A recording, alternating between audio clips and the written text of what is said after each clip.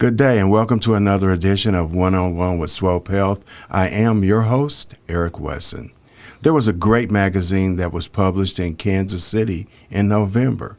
It is sponsored by Our Health Matters, and Swope Health is one of the sponsors of that edition.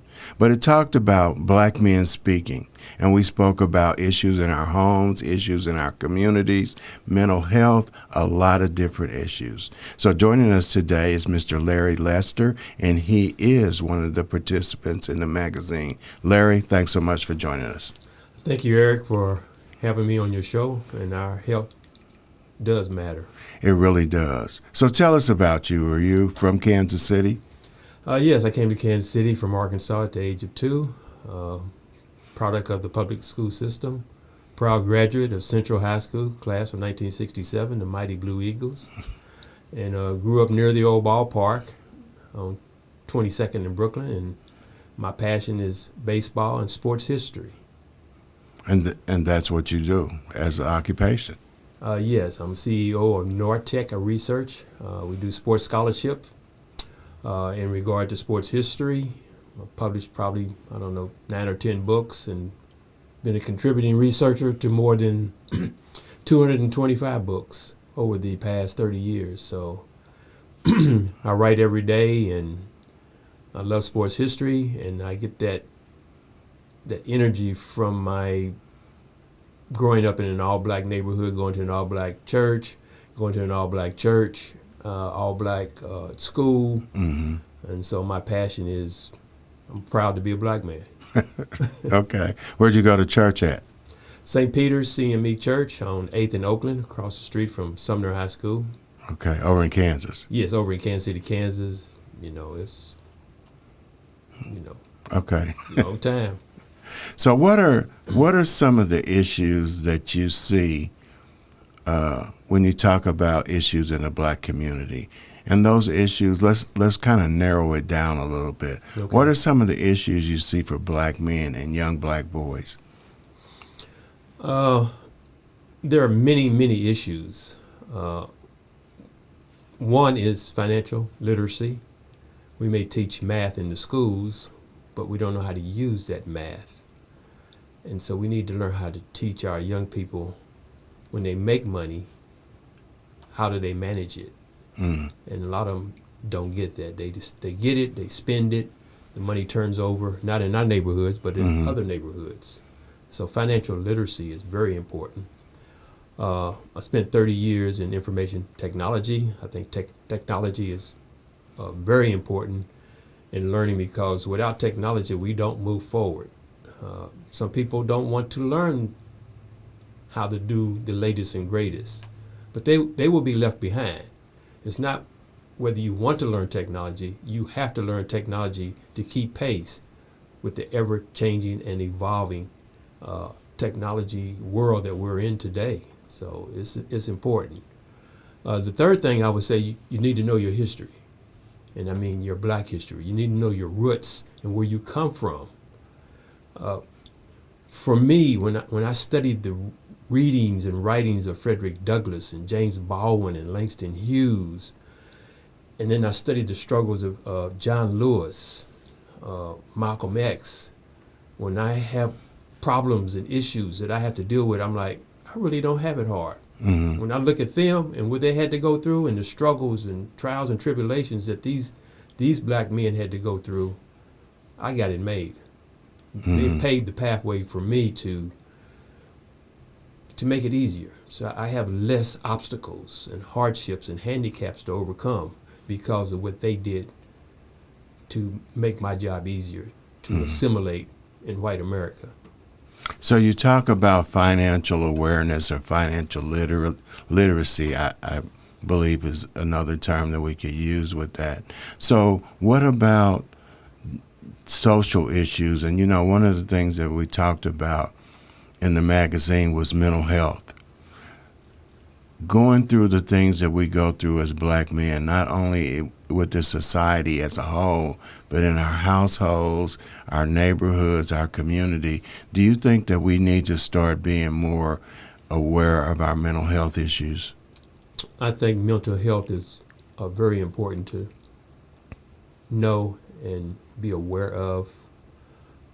As a black man, it's difficult to admit that you may need mental health medication or therapy. We tend to be very strong and resilient, and we tend to think that we're bulletproof when we're not. This is part of our culture. But no, we need to address and make people aware that I'm struggling with this issue, and how can you help me get through it? That is part of the weakness of the black man, that we have that kryptonite, and it's called mental health. Despite how strong we may be. But why do we have to have that facade, I want to say, of being always having it together? Why do we have to do that when inside we might have a lot of issues going on that we just suppress, and then at one day, one point, one time, it just all explodes? So why can't we address it early? I wish I knew the answer to that, but it's having strong self-esteem. We're taught to not cry as men. To cry is a show of weakness. When my father passed away in 1998, I cried for the first time in my life. Really? Yes. Really? And I've been crying ever since.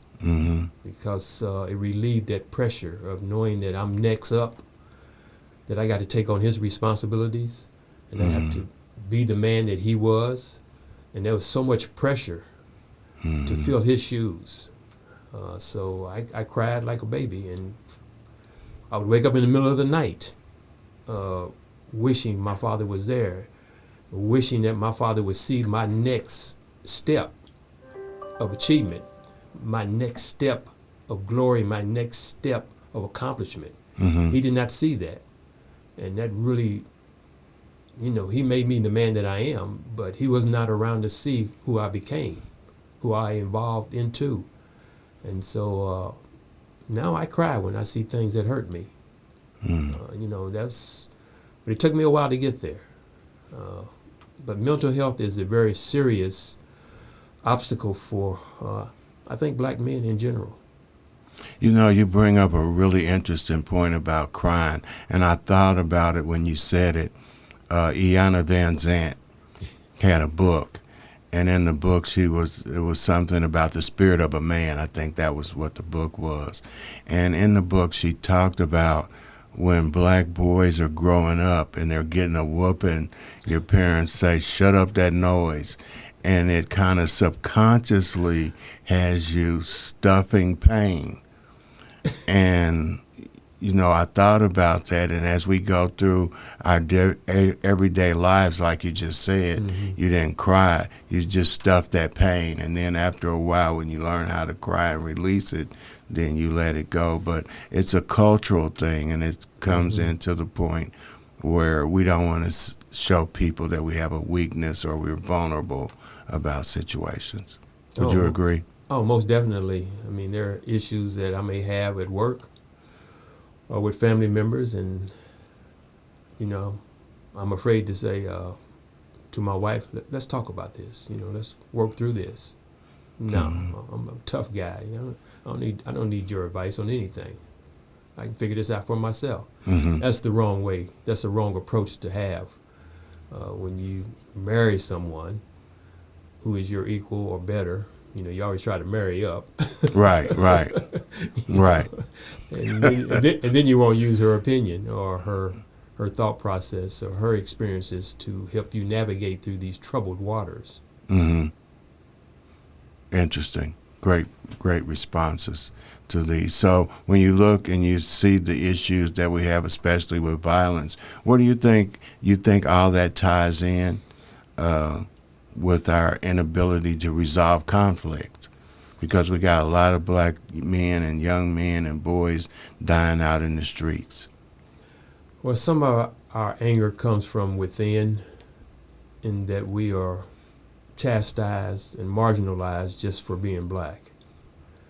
And that's embedded in our mental health. And sometimes we have to explode and express ourselves as we have to deal with the microaggressions on a daily basis. I mean, people come up to me and ask me, did you get your degree from a HBCU? Mm-hmm. I'm like, what is that supposed to mean? You got a degree, regardless of where it came from. Exactly. Well, no, I got a degree from the same college that you got yours from, boss. And he said, well, they must have lowered their standards. Wow. And I'm like, well, in fact, they did change their standards, but they upped them. Right. So get out of my office. And so you deal with this microaggressions like, can I touch your hair? I don't see you out dancing. I thought all black people could dance. Mm-hmm. You know, why is this even an issue, you know? Right. And so all this, you internalize all these feelings and then it comes out in a violent way. You get, you know, why are you pulling me over? Why are you stopping me? What's probable cause here? Mm-hmm. Well, we wanted to know why you're in this neighborhood. Well, maybe I live here. You know, do you stop everybody who drives through your neighborhood? Mm-hmm. And so this builds up into a boiling point to where you commit a crime. You're like, I'm tired of this crap. I'm not taking any more crap. And you go berserk. And this is why you see on the 10 o'clock news, some black man shoots another black man over $10. Mm-hmm. You don't know what he had to deal with that week. Right. You know, and it's just, you're like, I had enough. And you come to that breaking point. And that's where that mental health comes in. When you need somebody you could have talked to, like grandma or your Aunt Mamie or whoever. You need somebody to talk to vent out that frustration so you can get through the day. Absolutely. You're listening to One-on-One with Swope Health. I'm your host, Eric Wesson. My guest today is Mr. Larry Lester, and we're just talking about what it's like to be a black man today in this society. We both took part in a magazine that came out in November, Our Health Matters, and we talked about black men speaking, and we talked about a lot of different issues that are taking place in our community. So let's get into home ownership and passing on generational wealth. We're not doing that anymore. You know, one of the things I think about is Grandma's house went to the family when she died. Mm-hmm. So that was generational wealth. And I think one of the things that I often think about as personal experience is reverse mortgages. And when our family members get that mortgage reversed, get that money for medical needs or to buy a new car or those kind of things, that home that we grew up with now belongs to the finance company that gave them the reverse mortgage. So if they pass and we want to get the house and keep it in the family, then we have to buy it back from them and pay off the loan at an interest rate that was in some cases kind of unreasonable. So when we think about passing on generational wealth, where do we drop the ball at? Once again, we need to know financial literacy. We need to understand the tax laws. We need to understand how much a FICO score affects the interest rates. Mm-hmm. I call it the black tax. And what I mean by that is when we apply for a loan, and I'm talking from experience, someone being in finance, there's a interest range based on your FICO score. For example, if you go buy a car, they look at your FICO score while you're test driving that car, because they have your driver's license. They've already ran your credit report. Yeah. And when you come back, they say, okay, they don't tell you this, but your range of percentage to finance that car saves between 2 to 4%. Mm-hmm. And then they can see that you're black, so they're going to charge you 4% at the top of the range. Mm-hmm. The same FICO score for your white colleague, they're going to charge him 2%. You're unaware of all this. I know this from being in the industry. Same thing in the house industry. You're charged a higher tax because of the color of your skin. And so Bank of America had a class action suit against them Right. for charging their black clients a higher percentage than their white clientele based on the same FICO score. Mm-hmm. I was part of that class action suit, and we won, and they sent me a check for $8,000 Mm-hmm. because they had charged me a higher percentage than my white counterpart for the same FICO score. So we continue to pay that higher black tax, which prevents us from providing for our families at the same level. Mm-hmm. And so that's why this systemic racism hinders us from achieving our goals, because I'm paying a higher mortgage rate than my white counterpart, all because of the color of my skin. And so we need to know what rules and regulations are set in place, and at the same time check our FICO score so that we know what power we have. Mm-hmm. With a FICO score of over 800, I can walk into a dealership and tell them I will not pay any percentage on this car. You see my score. Mm-hmm. That means I pay my bills on time, I got good credit, very little liability, and I want this car at no interest rate. And that's how I get my cars. Really? Yes. Really? If you can show somebody in this dealership with a higher FICO score than me, then I'll pay that interest rate. So I have leverage, I have power. Mm-hmm. And that's financial literacy, by knowing what I have. So I demand that I get the lowest interest rate offered, or no interest rate at all. It works. Really? Yes. But you have to have an 800? Well, What about like 725? that's great. You have power there. You should get the lowest interest rate possible. Mm-hmm. But if you're in between 800 and 850, Mm-hmm. you got power.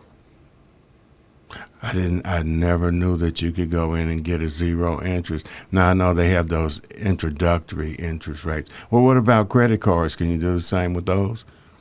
Yes, but they change their rules all the time. Right. With a credit card, the best thing to do is to pay it off every month, which I do. Mm-hmm. That keeps my FICO score high. So that's challenging sometimes when you make a major purchase, but pay that credit card off every month. It helps your financial and mental health. Definitely the mental health, because you're wondering how you're going to pay that bill. But that is really interesting. And those kind of things, financial literacy. And it's funny that you bring that up, because you did. Erica's, that's my daughter, she's 12. Okay. Her classroom assignment in math last night was balancing a checkbook. And so we went over it and went over it and went over it. And I think she finally got it. But it's good. And I try to have Erica and EJ. EJ's my son. He's 9. Mm-hmm. I try to have both of them realize the importance of money and how to spend it and how to save it. So it was interesting that you brought that up, and I thought about that. And one of the things that we don't do is teach kids how to balance a checkbook anymore.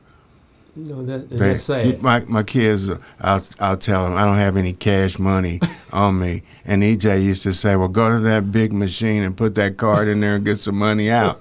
It's like he doesn't realize you have to put money in there in order to get money out.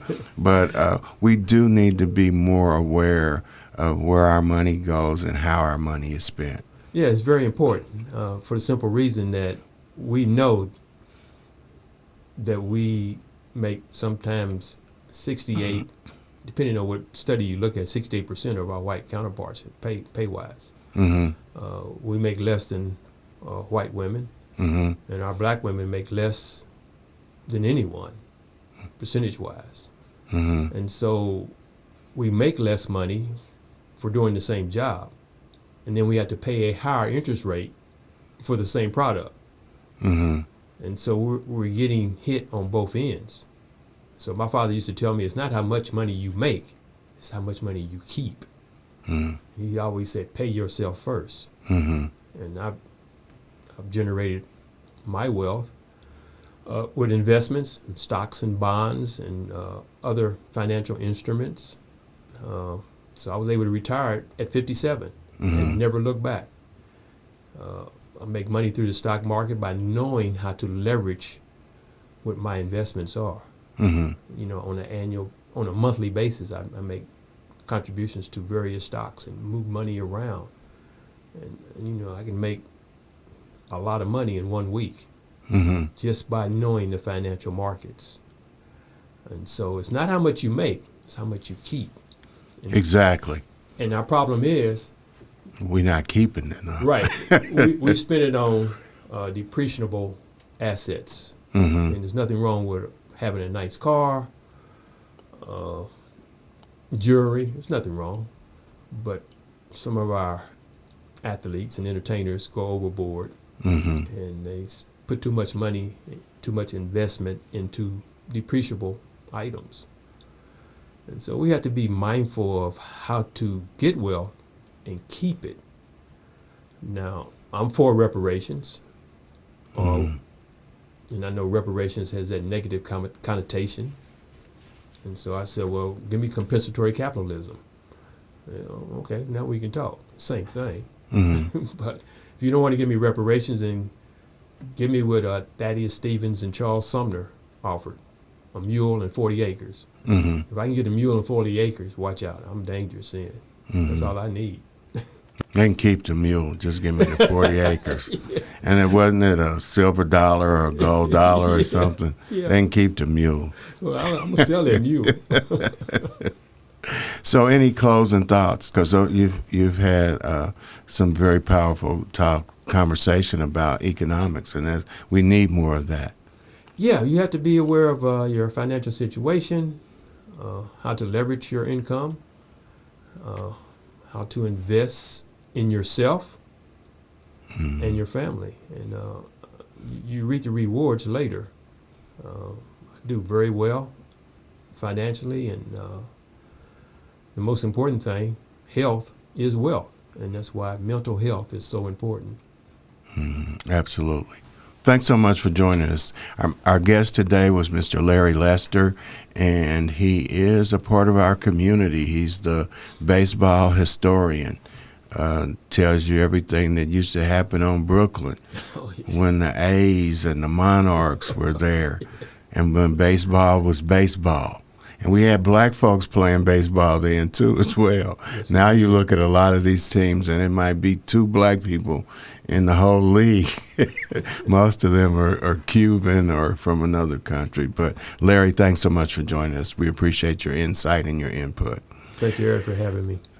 As always, I've got the greatest listening audience in the world. Till next week, remember, tough times don't last. Tough people do. Until next week, peace.